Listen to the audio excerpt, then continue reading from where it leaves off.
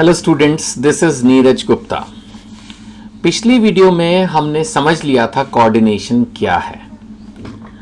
अब इस वीडियो में हम डिस्कस करेंगे कि कोऑर्डिनेशन को हम क्यों एसेंस ऑफ मैनेजमेंट मानते हैं, यानी कि मैनेजमेंट का जो मेन है ना, दैट इज कोऑर्डिनेशन। जैसे ह्यूमन बॉडी है ना, अब उसमें हार्ट सबसे इंपॉर्टेंट होता है ना, तो उस हिसाब से coordination you can say it's the heart and soul of management. काम तो सब कर ही लेते हैं, बस वो कोऑर्डिनेटेड वे में कर लेना तो पक्का सक्सेस मिलती है। That is the main crux. So coordination is the managerial function of correlating and integrating. Correlate करना, आमतौर पे क्या होता है, सब अपने में बिजी हैं, एक दूसरे से रिलेट नहीं करते। रिलेट करने का मतलब समझो जैसे पड़ोसी समटाइम्स एक दूसरे से रिलेट नहीं करते। उनको लगता है यार ये पता नहीं मद्रासी है या ये बंगाली है या ये पंजाबी है, so they are not relating with each other. So when we talk about correlating, it means that there is some connection, there is a correlation, correlating, integrating, जैसे होता है ना कंट्री में सब इंटीग्रेटर हैं, सब मिलके काम करें। So correlating and integrating the diverse goals and activities। अब क्या होता है कि जब एक कंपनी है, ऑर्गेनाइजेशन है, तो उसमें वेराइटी ऑफ एक्टिविटीज होंगी, वेराइटी ऑफ ऑब्जेक्टिव्स होंगे। अगर आपको ध्यान हो, हम ऑब्जेक्टिव्स ऑफ जो है मैनेजमेंट पढ़ चुके हैं, उसमें ऑर्गेनाइजेशनल ऑब्जेक्टिव्स अलग थे, सोशल ऑब्जेक्टिव्स अलग थे, पर्सनल ऑब्जेक्टिव्स अलग थे। लेकिन जो कंपनी में ओवरऑल मैनेजमेंट है उसको तो हर चीज पे ध्यान देना ना, वो तो ऐसे रिलैक्स होकर नहीं बैठ सकते ना।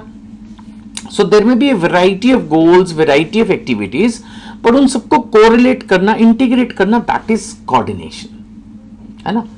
So it's not a separate function and it is needed in all the management functions। चाहे प्लानिंग कर लो, ऑर्गेनाइजिंग कर लो, कुछ भी कर लो, हर जगह कोऑर्डिनेशन की जरूरत है।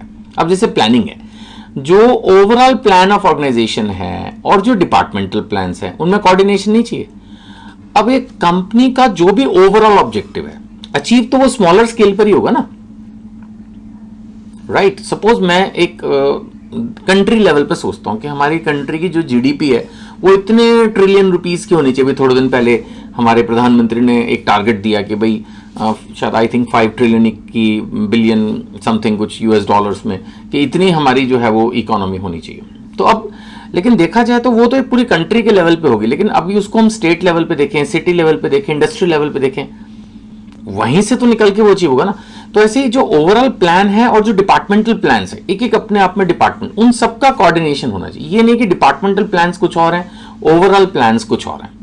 ऐसे जो भी कंपनी के ऑब्जेक्टिव्स हैं, अगर हम इनकी तरफ देखें तो जो कंपनी के ऑब्जेक्टिव्स हैं और जो हमारे पास अवेलेबल रिसोर्सेज हैं, दोनों चीजें कोऑर्डिनेटेड होनी चाहिए ना। सपोज हमारे ऑब्जेक्टिव्स बहुत हाई हैं और रिसोर्सेज बहुत लो हैं, तो ऑब्जेक्टिव्स अचीव ही नहीं होंगे, अल्टीमेटली कैओस होगा। या ऑब्जेक्टिव्स कुछ खास है नहीं, अवेलेबल रिसोर्सेज आइडल पड़े हुए हैं, तो अल्टीमेटली फिर भी लॉस ऑफ फंड्स होगा। आमतौर पे तो वैसे होता नहीं है, अवेलेबल रिसोर्सेज हमेशा शॉर्ट ही होते हैं, बट फिर भी so there should be coordination. या अब जैसे इन्होंने अगला एक एग्जांपल दिया आपके लिए, बहुत अच्छा किताब के अंदर, कि देयर शुड बी जो है, there should be coordination between production departmental plans and sales departmental targets. अब प्रोडक्शन, ये तो मेरा हमेशा फेवरेट एग्जांपल रही है कि प्रोडक्शन और सेल्स, इन दो का कोऑर्डिनेशन तो बहुत ही जरूरी है। क्योंकि प्रोडक्शन अगर अपनी मर्जी से होता रहे और सेल्स होना, या सेल्स वाले एफर्ट कर रहे हैं, ऑर्डर बुक कर रहे हैं, लेकिन प्रोडक्शन ही नहीं है, डिलीवरी नहीं हो रही, फिर तो बहुत बुरा हाल हो जाता है। तो कहने का मतलब है प्रोडक्शन एंड सेल्स, ये दोनों डिपार्टमेंट में तो बहुत जबरदस्त कोऑर्डिनेशन होना चाहिए। Actually it's not about this, frankly सभी डिपार्टमेंट्स में कोऑर्डिनेशन होना चाहिए। अगर फंड्स ही नहीं होंगे तो प्रोडक्शन कहां से होगी, है ना। स्टाफ ही नहीं होगा तो एचआर, तो it's like different parts of the body. मेरे को तो ऐसा लगता है एक ऑर्गेनाइजेशन के जितने भी अलग अलग डिपार्टमेंट्स हैं, they are like different parts of the body, each one is essential, कुछ नहीं हो सकता किसी एक के बगैर भी। अब हम ऑर्गेनाइजिंग की बात करते हैं, देन अगेन कोऑर्डिनेशन चाहिए रिसोर्सेज एंड एक्टिविटीज में, क्योंकि वहां तो हमें डिपार्टमेंटलाइजेशन करना है, वहां तो वैसे भी हमें रिसोर्सेज की एलोकेशन करनी होती है, उसी को तो ऑर्गेनाइजिंग बोलते हैं, है ना। फिर हमें जो भी अथॉरिटी, रिस्पॉन्सिबिलिटी, अकाउंटेबिलिटी किसी को भी देनी है, भाई आप इस चीज के लिए ऑथराइज हो लेकिन आपकी ये रिस्पॉन्सिबिलिटीज हैं, तो इनमें अगर कोऑर्डिनेशन नहीं होगा तो पता लगा कि पास सिर्फ अथॉरिटीज हैं, रिस्पॉन्सिबिलिटीज नहीं है। या किसी को आपने रिस्पॉन्सिबिलिटी दे दी लेकिन उसके पास अथॉरिटीज नहीं है ना, पता ही नहीं किसके ऊपर अथॉरिटीज हैं, पता ही नहीं इस काम को करने के लिए रिस्पॉन्सिबल कौन है। तो ओवरऑल जब तक ऑर्गेनाइजेशन कोऑर्डिनेटेड नहीं होगी तब तक काम नहीं चलेगा, है ना। जैसे इसमें लिखा है finance manager is given authority to raise funds then manage funds efficiently. उसको अगर फंड्स रेजिंग की पावर दी गई है तो उसको कहां खर्चा करना है वो भी उससे पूछ के हो, नहीं तो पता लगा वो पैसा इकट्ठा करे जा रहा उसके बाद कौन ले जा रहा पता ही नहीं चल रहा। तो ultimately he should be a party to the expenditure department also, है ना। अब अगले फंक्शन की बात करते हैं अगर हम स्टाफिंग की, तो उसमें बोले कि कोऑर्डिनेशन चाहिए बिटवीन स्किल्स ऑफ वर्कर्स, कि उनकी स्किल क्या है और उनको क्या जॉब दी हुई, ये तो बहुत इंपॉर्टेंट है। नहीं, अब एक आदमी मान लेते हैं सेल्स में गुड है, ये मैंने एग्जांपल पहले भी लिया होगा, I am sorry I am repeating my examples, but concepts उसी से ही रिपीटिशन से रिवाइज भी होंगे। अब एक बंदे को अगर टाइपिंग में इंटरेस्ट है तो उसको टाइपिंग का ही काम देना होगा ना। एक आदमी सेल्स में है तो उसको सेल्स का काम देना होगा, एक आदमी एडमिन में अच्छा है तो उसको एडमिन का काम देना होगा, एंड सो ऑन। तो वो देखना पड़ता है कि जो भी हमारे पास एम्प्लॉई है उसकी क्या स्किल है, उसके हिसाब से उसको काम देना होगा, otherwise he may not perform well. And similarly there should be a coordination between efficiency of workers and compensation. अब एक आदमी बहुत एफिशिएंट हो और उसके हिसाब से उसको सैलरी बहुत लो मिल रही हो, तो वो आज नहीं तो कल ऑर्गेनाइजेशन चेंज करने के बारे में सोच सकता है। सिमिलरली अगर कोई कंपिटेंट नहीं है और उसको सैलरी ज्यादा मिल रही है, वो तो आराम से टिका रहेगा, लेकिन जो बराबर में आजू बाजू वाले हैं उनको इरिटेशन होगी, यार ये कुछ काम तो करता नहीं, हमारे बराबर ही हमसे भी ज्यादा सैलरी लेता है। तो इस बात से भी तो डिससेटिस्फेक्शन ऑर्गेनाइजेशन में हो ही सकती है ना। So definitely there has to be a correlation, there has to be a coordination between efficiency and compensation.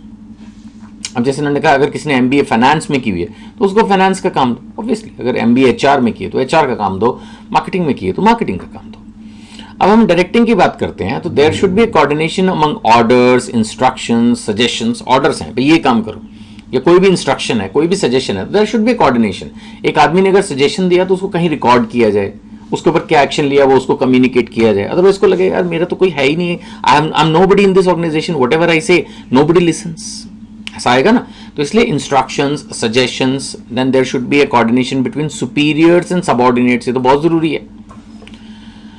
Superior बनना बड़ा आसान है, लेकिन अपने सबऑर्डिनेट्स को अपने साथ चलाए रखना बड़ा मुश्किल होता है। So there should be a proper coordination. Controlling में भी जो हमारे स्टैंडर्ड्स हैं और जो हमारी एक्चुअल परफॉर्मेंस है उसमें कोऑर्डिनेशन होना चाहिए। पता लगा हमें स्टैंडर्ड्स पता ही नहीं, हमारी एक्चुअल परफॉर्मेंस जो भी हम खुश हैं हमें पता ही नहीं, वो डिपार्टमेंट कोई और है जो स्टैंडर्ड्स मेंटेन कर रहा है, वो डिपार्टमेंट कोई और है जो एक्चुअल की रिकॉर्डिंग कर रहा है, दोनों आपस में बात नहीं करते, फिर कैसे पता चलेगा? अल्टीमेटली डेविएशंस तो पता ही नहीं चलेंगे।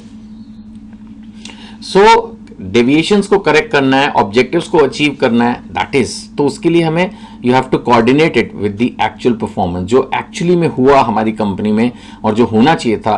जब तक वो कोऑर्डिनेटेड वे में सामने नहीं आएगा कि क्या रीजंस हैं, करेक्टिव स्टेप्स का रिजल्ट नहीं निकलेगा, राइट। अब है कोऑर्डिनेशन जो है वो हम लेवल के हिसाब से पढ़ेंगे। भाई टॉप लेवल पे क्या होना चाहिए, देखो अब टॉप लेवल जो है उसको इंटीग्रेट करनी है, जो हमने शुरू में भी प्लानिंग में जैसे बात करी है ना। जो हमारे गोल्स हैं, एक ओवरऑल गोल्स होंगे और एक छोटे गोल्स होंगे, है ना। Long term goal, short term goal, overall goal, department wise goals. So we have to integrate the activities of organisation. किसी भी डिपार्टमेंट को ये ना लगे कि भाई मैं ही सबसे इंपॉर्टेंट हूं।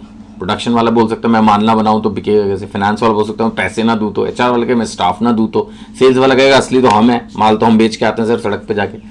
It is not like this. So top level management has to integrate the activities. उनको ये इंश्योर करना है कि कोई भी डिपार्टमेंटल हेड्स अपने आप में ज्यादा हीरो ना बने, सबको लगना चाहिए दैट ऑल आर इंपॉर्टेंट, है ना। एंड देन यही काम मिडिल लेवल का भी है। अगर एग्जैक्टली देखा जाए तो जैसे टॉप लेवल को हर डिपार्टमेंटल हेड को पकड़ के रखना है, ऐसे डिपार्टमेंटल जो हेड है मिडिल लेवल पे, production head, marketing head, finance head, उसको अपने नीचे जितने भी सब यूनिट्स हैं उन सबको भी कोऑर्डिनेटर रखना है।